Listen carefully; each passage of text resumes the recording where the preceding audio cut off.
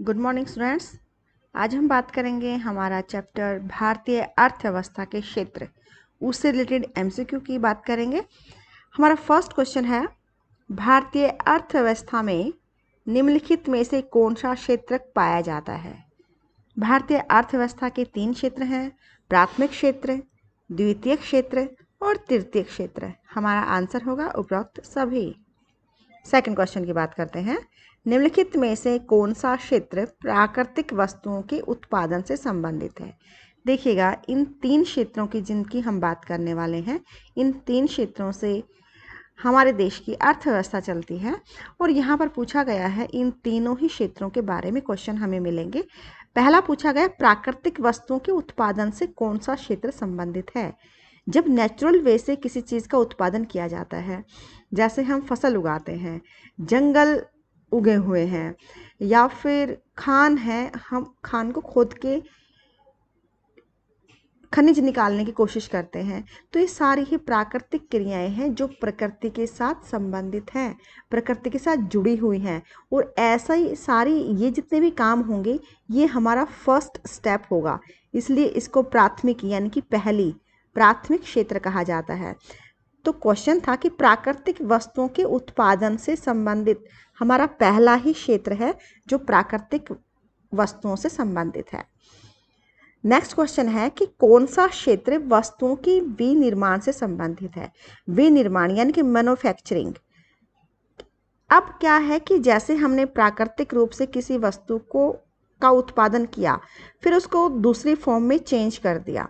देखिएगा, एक एग्जांपल लेते हैं। जैसे हमने खेतों में गेहूं उगाया, गेहूं से बाद में डबल रोटी, ब्रेड वगैरह कुछ भी बना, वो उद्योगों में हुआ ये काम, तो ये दूसरा स्टेप हो जाएगा, सेकंड स्टेप हो जाएगा, तो इसको द्वितीय क्षेत्र में हम काउंट करेंगे। ऐसे ही मान लो खेतों में हमने चीनी उगाई, खेतों में चीनी नहीं उगाई, खेतों में हमने गन्ना उगाया। गन्ना, अब गन्ना तो प्राथमिक क्षेत्र में आएगा, लेकिन गन्ने से फिर हमने फैक्ट्री में ले जाके उसको बदल दिया चीनी में। मशीनों का प्रयोग हुआ, परिश्रम भी लगी, तो मशीनों का प्रयोग करके परिश्रम के माध्यम से अगर किसी चीज़ को दूसरी वस्तु में बदल दिया जाता है, तो वही हमारा सेकंड स्टेप होता है, यानी कि द्वितीयक क्षेत्र में शामिल हो जाता है। विनिर्माण, मैन्युफैक्चरिंग हो गई, इसका दोबारा से निर्माण हो गया।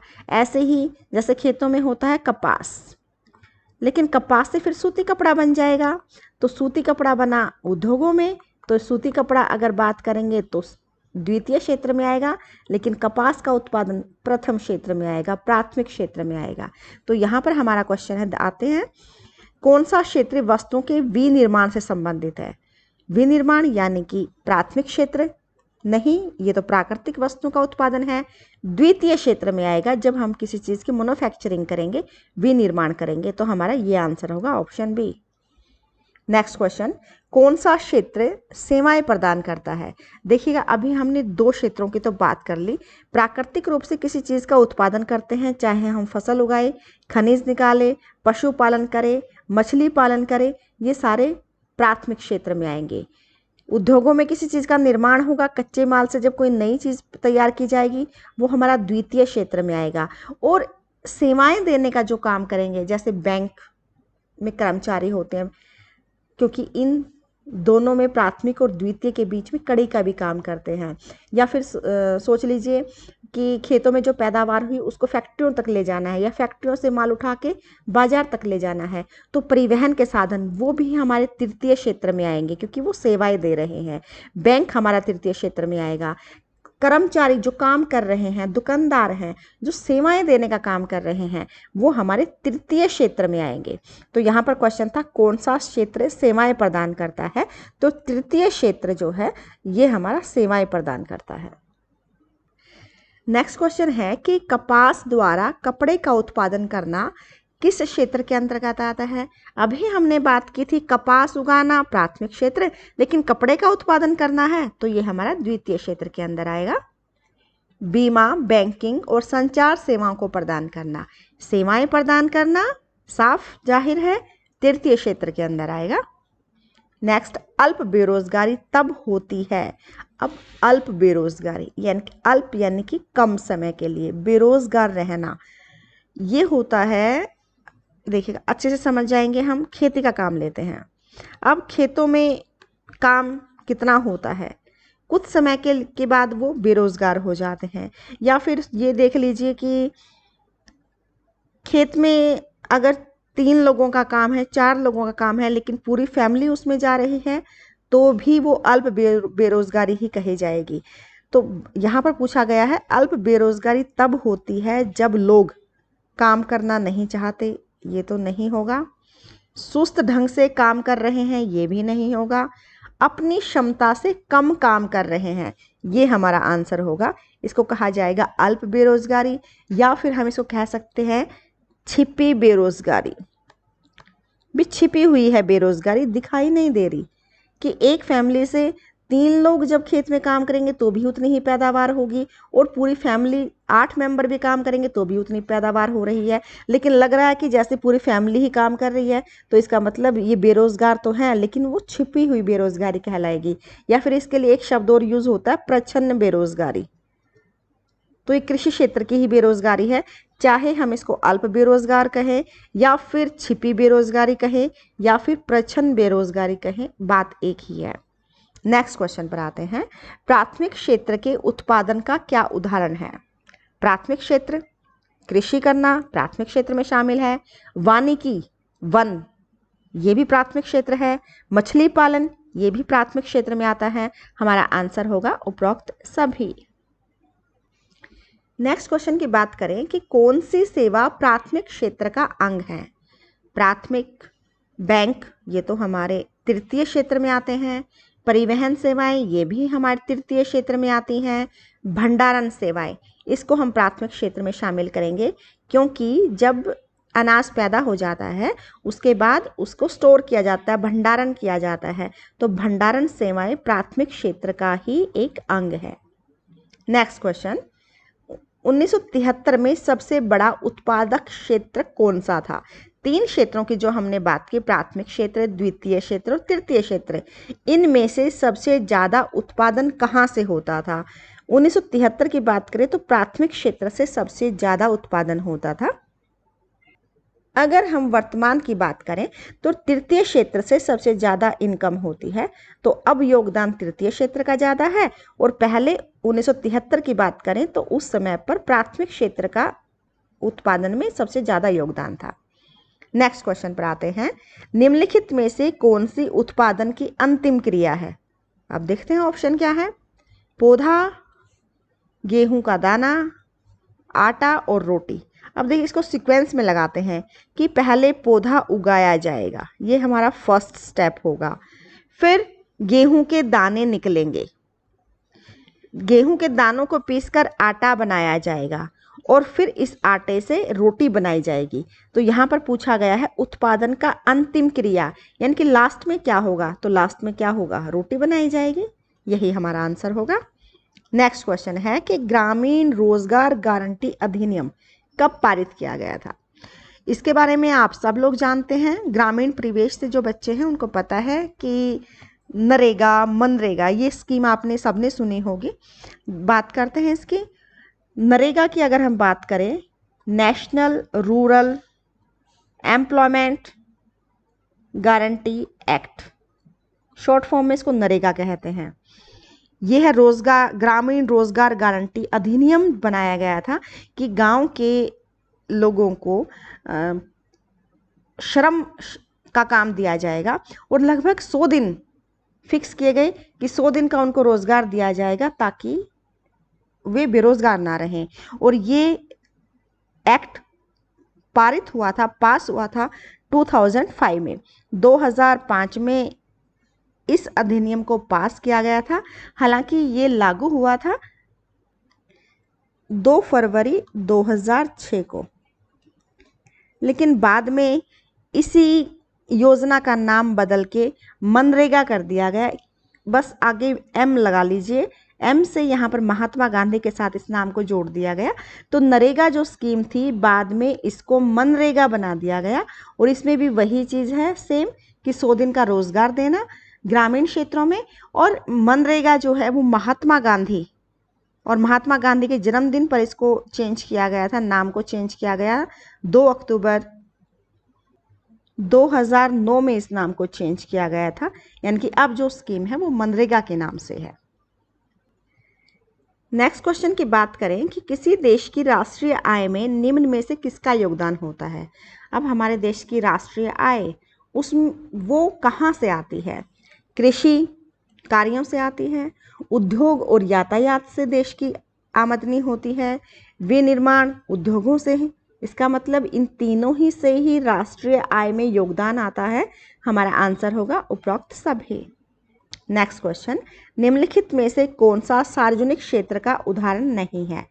सार्वजनिक क्षेत्र का अब हमें ये देखना है कि नीचे जो कंपनियां दी गई हैं इनमें से कौन सी प्राइवेट है और कौन सी गवर्नमेंट की है। अब हमें बतानी है सार्वजनिक क्षेत्र यानी कि गवर्नमेंट की कौन सी है। स्टील अथॉरिटी ऑफ इंडिया, ये इंडिया की कंपनी है। भारत संचार निगम लिमिटेड, ये भी भारत की कंपनी है। केनरा बैंक, ये भी गवर्नमेंट बैंक है। जबकि रिलायंस इंडस्ट्रीज़ ये गवर्नमेंट की नहीं है, ये एक प्राइवेट कंपनी है। रिलायंस की स्थापना धीरू भाई अंबानी ने की थी और ये कंपनी प्राइवेट कंपनी है। तो यही हमारा आंसर होगा कि ये सार्वजनिक क्षेत्र का उदाहरण नहीं है, ये निजी क्षेत्र का उदाहरण है। नेक्स्ट है, निम्नलिखित में से कौन सा निजी क्षेत्र से संबंधित नहीं है?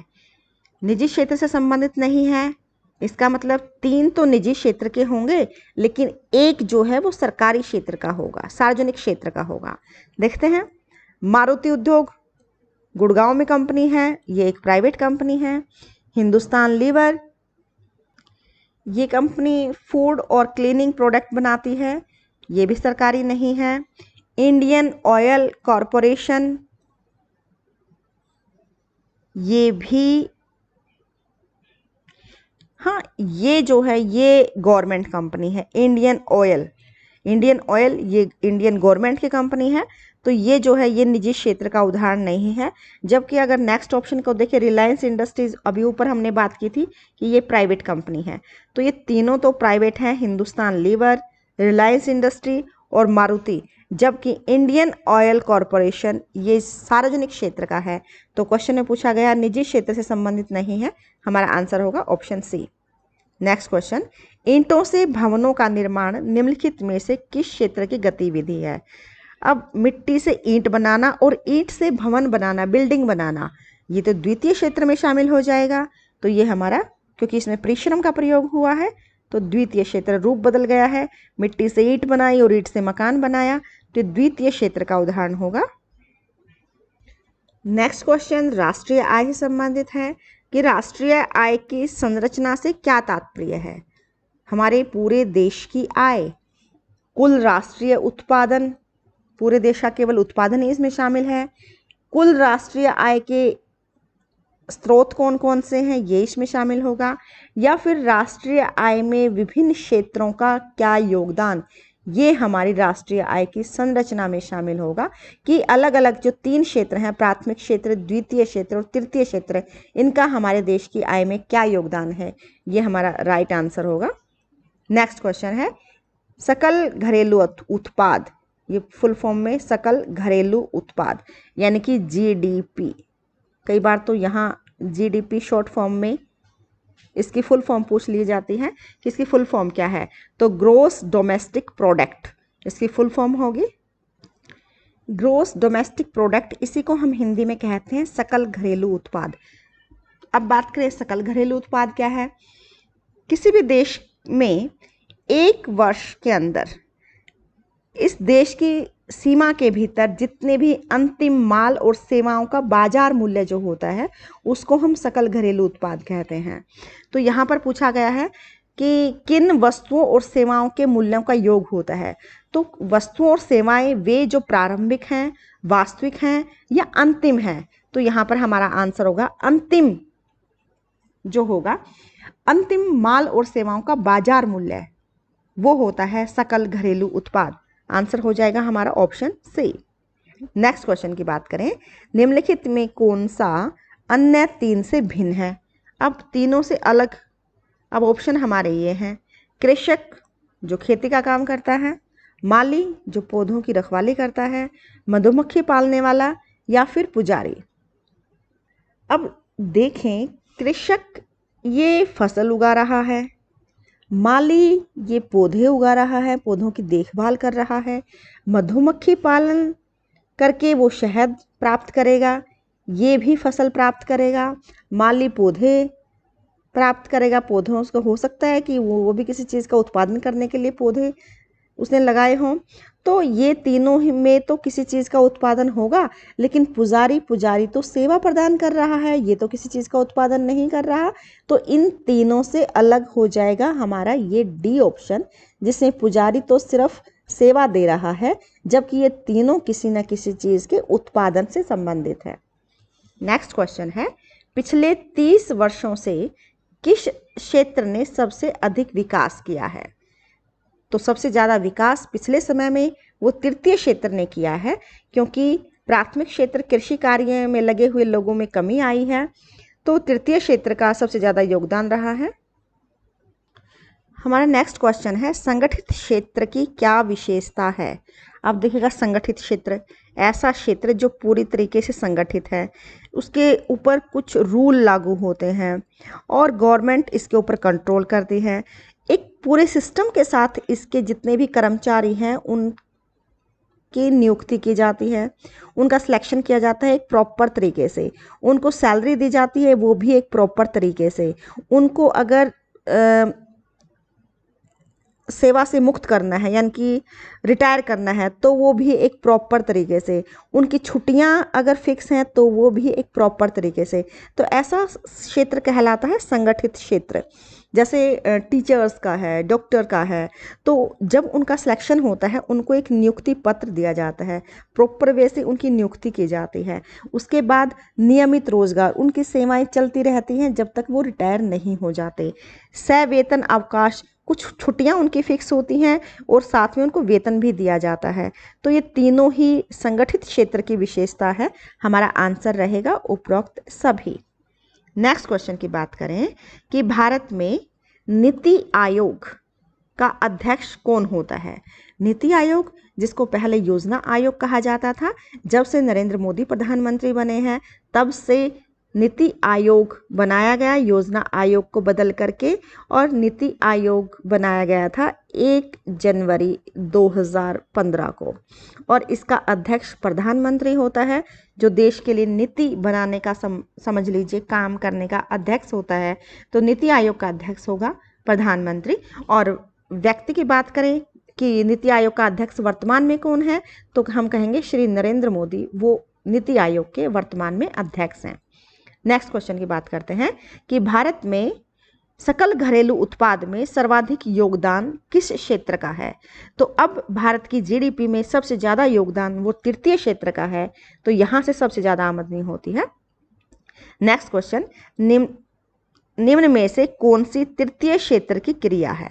अब तृतीय क्षेत्र में कौन सी क्रिया शामिल है? खेती करना, ये तो प्राथमिक क्षेत्र में शामिल है। बैंक सेवा, ये तृतीय क्षेत्र में शामिल है क्योंकि ये सेवाएं देने का काम करता है। लकड़ी से कागज बनाना, ये तो द्वितीय क्षेत्र का काम है। और मछली पकड़ना, ये भी प्राथमिक क्षेत्र का काम है। तो पूछा गया था तृतीय क्षेत्र की कौन सी क्रिया है, हमारा आंसर होगा बैंक सेवा। Thank you.